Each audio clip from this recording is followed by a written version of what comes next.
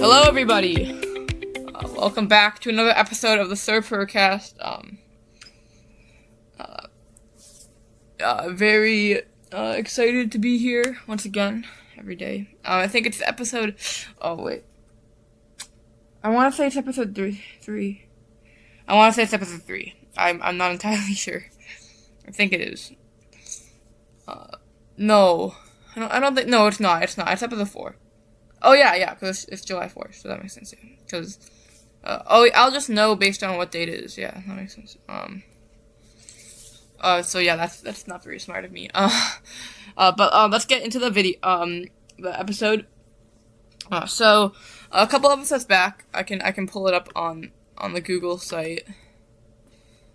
I did a episode on the wildcard game between the Carolina Panthers and LA Rams, and just kind of like overviewing it, and then talking about what I noticed and what could have gone better about it, and just stuff. I think it's 27. Nope. Yeah, it's 24. Yeah, so I kind of want to do that this week again, but with the Week 16 Tampa Bay Buccaneers game. So obviously, going into this game, both teams were 7-7. So the same record. The Bucs they had the tiebreaker, so they were first in the division. But whoever won that game would be first in the division. Obviously, I think Tampa Bay went into it favored. So the Panthers were underdogs. But I just want to talk about the game. It's a game that's very close to me. The greatest moment in my life happened at that game.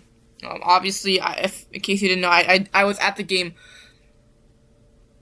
But I just want to talk about the atmosphere of the crowd, because I was there, and in Charlotte, because I was in Charlotte the whole weekend, and just part of that, like, couple days before too. I felt a different atmosphere in the city, kinda. It just felt different from past years I've been there. And I can't really describe it. It just felt different. It felt better. It felt like there was winning football again, which obviously, there was. And, it was just special to see. And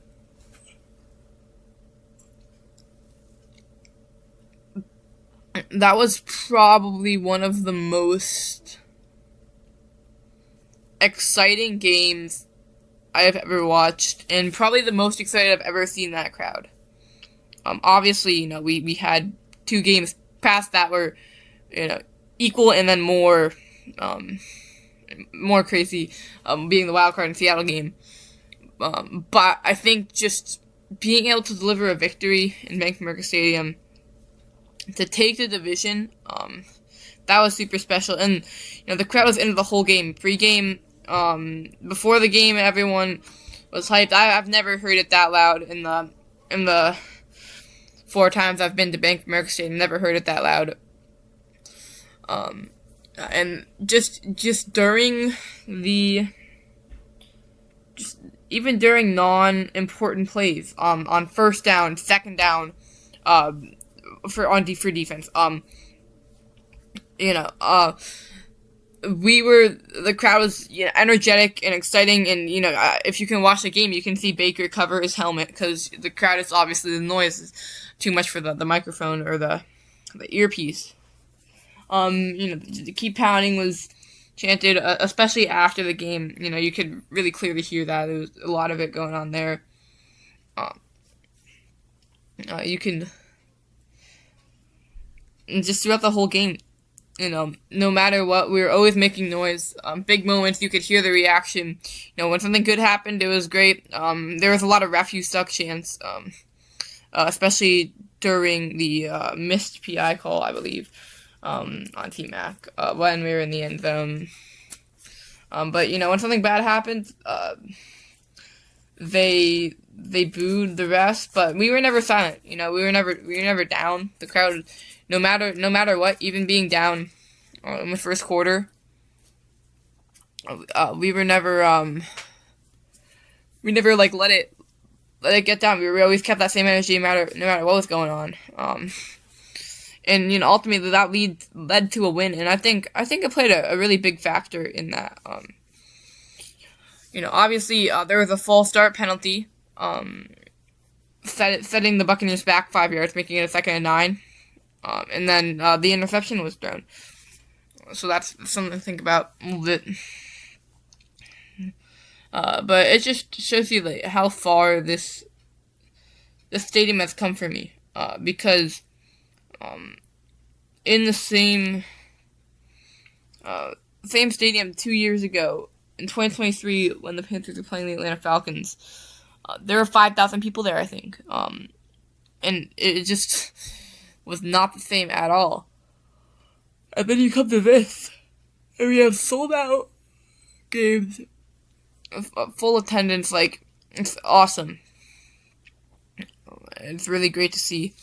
And it's really great to see the energy, and obviously it's been praised a lot by players and coaches and all that. But I want to give a little shout out to that, I guess. But I'm just gonna go over a brief period. So obviously Panthers, they start with the ball. They score a field goal on a pretty successful drive, I'd say, until it stalled out a little bit. But it's pretty successful, I would say. It was moving. We were moving the ball well. Bryce made some nice throws. We had some good runs in there. And the Bucks go. I feel like they got to more third downs than we did. The defense is definitely able to make some stops, but they weren't able to, get off the field on third down. And the Bucks were able to score a touchdown and take the 7-3 lead. Then we punted. And the Bucks were able to get a field goal to make their lead 10-3. And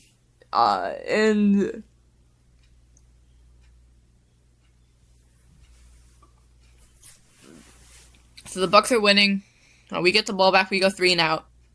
And I think it's not looking good. In my mind, I'm like, okay, this isn't the best, but I believe in this team. But it's not the most positive start.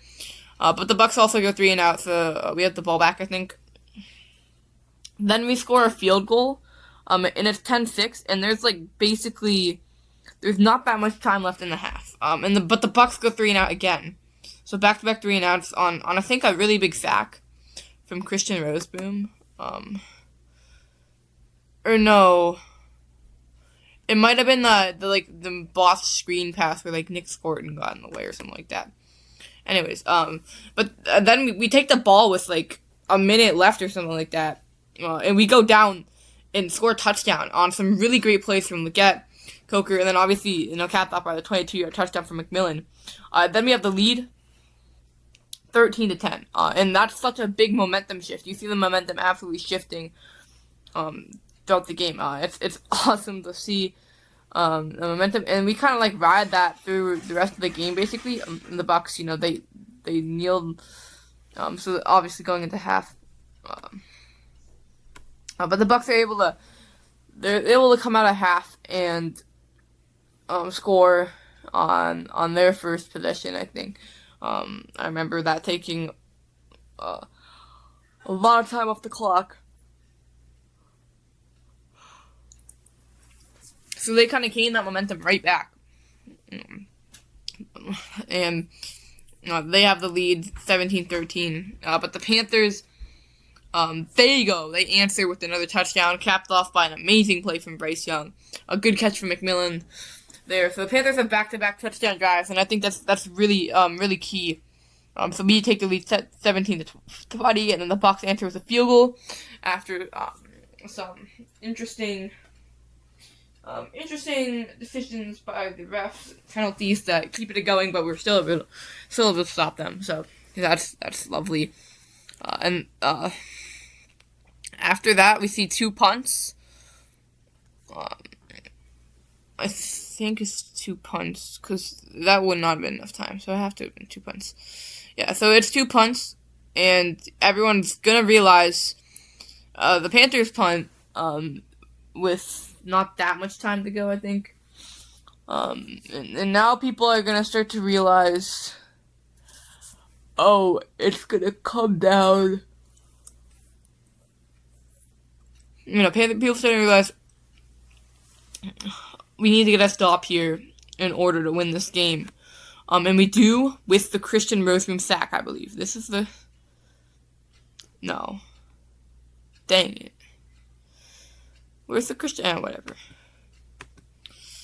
It's somewhere. But we gotta stop, which is super big. Really good defensive play. We played really good defense with this game. I'll get to that later.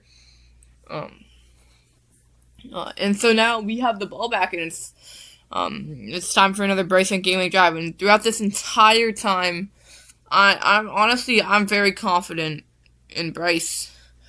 I'm like, okay, well, we have the chance to go take control and win this game. Obviously it's tied, so I'm not nervous in the fact, oh, if we don't do this, we lose. So that's great, and I'm full confidence in Bryce. I remember just like knowing, I'm like, oh, let's go. We get the chance to go win this thing, and obviously, we were coming off a game where Bryce wasn't able to get a game-winning drive. This is kind of redemption for him, I guess. I'm sure he doesn't really see it that way, but I'm sure no one really does. He's like the king of that, anyways. But we get the field goal, which is huge by Ryan. Amazing game-winning field goal in the end. And then obviously the Bucs throw a pick, causing the Panthers to just be able to kneel it out. And that interception, that place was going crazy. It was absolutely rocking. Greatest moment of my life. Greatest NFL player of my life. And that's the team that Panthers were this season. We were able to win. And it's a momentum shift for the NFC South, really. We never lost control of that division lead for a week. Besides, obviously, when the Bucs, for the very short time when the Bucs won before the Saints game was played, in Week 18. But come on, bro. And we got at 8-7, they go to 7-8. That's a big win. Keep Pounding was being chanted after the game. It was awesome. Sweet Carolina was playing. It was amazing. I genuinely, I can't even, like, it was such an amazing time for the Panthers. NFC South, most wins in a season since 2017, with 8, and that's just really special too. And it's such a big moment, obviously, and then, we go on to win the division. Bryce has another great gaming drive. He has 191 yards, which is awesome. And I want to just, some key takeaways, my 3 main points. Number 1, I think our defense played really well. I think anytime you allow 20 or less points, you should be expected to win. I think that's a fine performance by the defense if it's 20 or less. I think so. Obviously, we did. I think the offense was also really successful. I think it definitely could have been more successful, but there were a lot of long drives. So there weren't too many opportunities. We definitely, only really 3 punts, which is not ideal. I think 2 is the ideal number, and no turnovers, obviously. But we really took care of the ball, which I think was the main thing, and I think they did their job. I think the defense was definitely the highlight necessarily, and the reason we won. But the offense also played really well. We were able to make really key drives. But like I said, I think just 1 extra score, and I think 28 plus points should win you a game. And 20 and under should win you a game for the defensive side. So we're in the range of, it's not a low amount of points. It's an understandable amount to win a game, but it's not a good amount of points. It's not the number you exactly want. But I think it was a great performance by the team. Really played complementary football really well there. Which is my first takeaway. Second, the defense played really well. We were able to completely shut down their passing game for the most part. Our cornerbacks were lights out. We made some good. They didn't have over 100 rushing yards. They didn't really run all over us. They had some success, but they didn't run all over us necessarily. We were able to hold Bucky Irving to under 100, but that was definitely the more successful part of their offense. But I just think our defensive, we were able to, come up clutch, like, when it mattered the most. And I think that's the biggest. Getting stops when it means the most. Basically, like what Bryce Young is doing. But for the defensive side, getting those stops is really big. Obviously, ultimately, it won us the game. Twice. You get a huge 3-and-out before the half. That leaves time for a touchdown. Then you get a stop that lets you go take the field goal to go up, and then obviously the pick. That pick, obviously, I think it was more of a miscommunication than a great play. But it was a really, really good heads-up play from Layson Ransom, a rookie. Which is a great rookies showing up. You love to see it.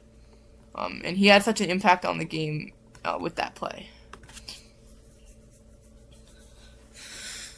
Was that? No, that was... Oh yeah, that was my other takeaway. And the other takeaway, I think the offense would have performed better if the run game was able to get going. I think the run game wasn't as successful as it should have been or as it could have been. I think, really forcing that run game, just giving it a few extra carries, especially in the early parts of the game, especially the 2 drives after the field goal. If we ran the ball a little bit more, I think we would have had more success.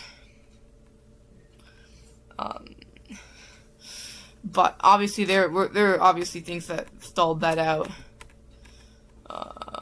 But I mean, it's whatever. But obviously Rico Dowdle only having 29 yards.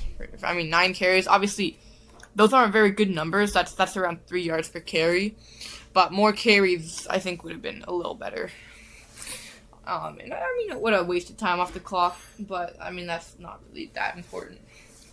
That wasn't my big takeaway from that. I just think the game could have been less close if we won. But then another takeaway. Bryce Young played awesome, took care of the ball, made decisive decisions, made good throws, good accurate throws.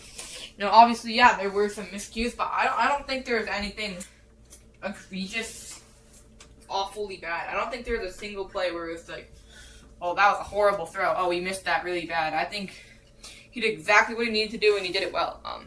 He executed perfectly and efficiently. And obviously he had some pretty nice plays. His touchdown pass, both of his touchdown passes were great. Specifically the third quarter one. And also the pass to McMillan was a beautiful pass, great anticipation. And those are plays that impacted the game huge. And then Ryan being clutch is normal. I'm not used to that at all. We got 9 field goals, 3 for 3. Perfect on the extra points as well. That's really huge. Especially when you're a team who plays in a lot of close games. You need the clutch kicker. 4 game-winning field goals that year for Ryan. And it's just awesome going in the second season. Obviously, he's getting mentored by JJ Jansen, which, yes, I did read the Panthers.com article, in case y'all are wondering. And I also learned a pretty fun fact. John Casey and JJ Jansen have been on every team roster. Either one. And some of them have been on the same. I mean, that's pretty cool. That's a good Panthers tidbit for only the elite fans. Maybe I'll make like an elite trivia. I need like a Panthers fan. I need like a good Panthers fan. Ooh, maybe I could commission someone to make a trivia for me. That might be not that bad. What if I do that like really quickly? I'm just gonna ask AI. This is Microsoft. I think this is Microsoft Copilot. Can you give me 3 random Carolina Panthers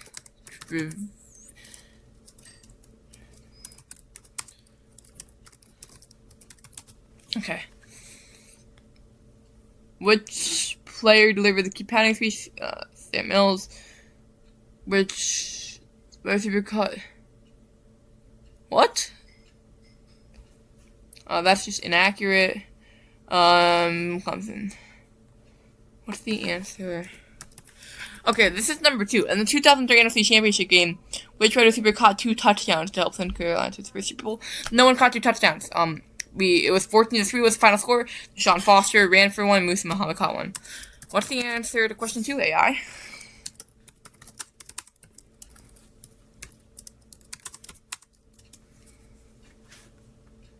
Steve Smith? What? He didn't even catch a single one.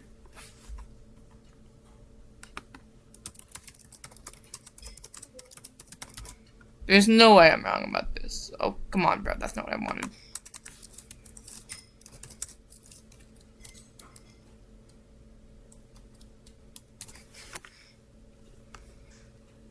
I want the stats.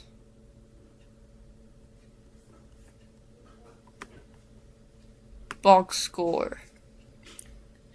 I mean, Jake Delhomme only passed for 1, so that's how you know it's dumb. Receiving, Steve Smith, 0 touchdowns. Musa Muhammad 1. I mean, that's inaccurate. So let me tell you that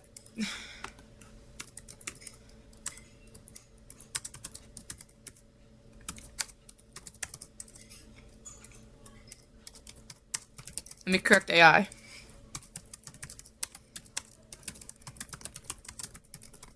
Bro, what force are you using for that? Yeah, thank you. I just corrected AI. Good for me. I mean, that's not really impressive because AI is kind of dumb, but alright, I'm gonna end it with that. Thank you guys so much for watching. Keep pounding. This game was super fun to go to. It was a great experience. Yeah, keep pounding. Like AI's question. Keep pounding. Samuel.